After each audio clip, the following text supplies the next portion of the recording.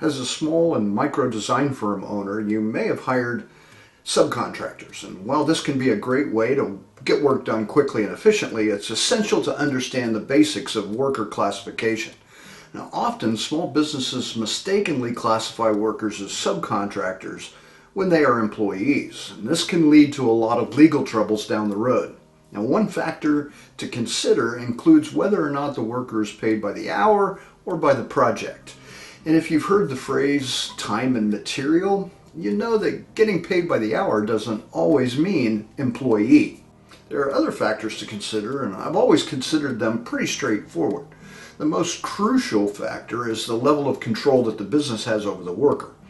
And if the business controls what the worker does and how they do it, and when they do it, then the worker is likely an employee. On the other hand, if the business provides work and the worker controls how they complete the task, then the worker is likely a subcontractor.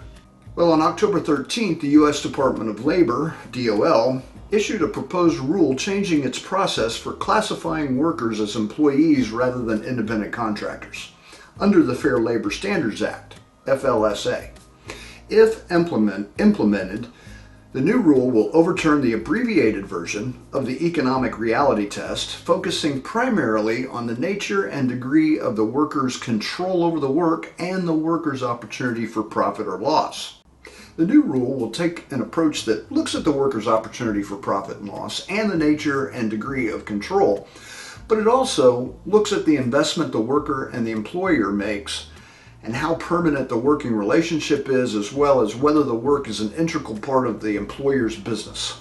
Now, this proposed rule resembles the ABC test that many states' courts apply, like California, New Jersey, and Massachusetts.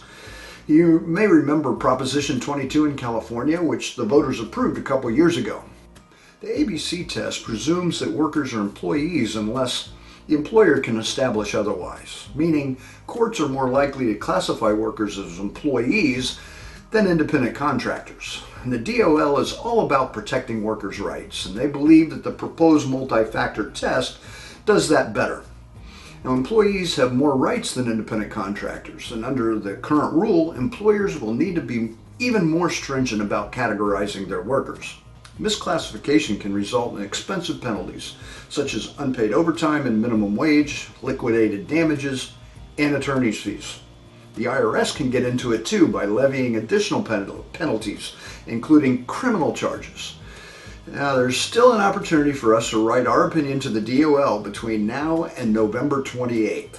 The department's Wage and Hour Division is soliciting comments from interested parties, and comments must be submitted in writing, either online or in a snail mail letter.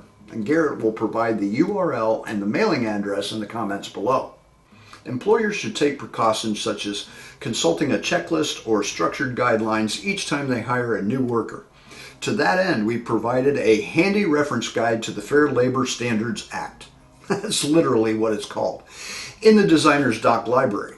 Employers should also conduct routine checks to ensure that long-time workers hired as independent contractors have not become employees organically over time. Remember, if there's a misclassification claim, it's not a defense to say that the worker requested to be treated as an independent contractor. Consult an employment lawyer if you need help figuring all this out or have any questions. Please don't reply to me. I'm just the messenger. I always appreciate you watching the entire video, especially this one. Go forth and hire wisely and have a triumphant week.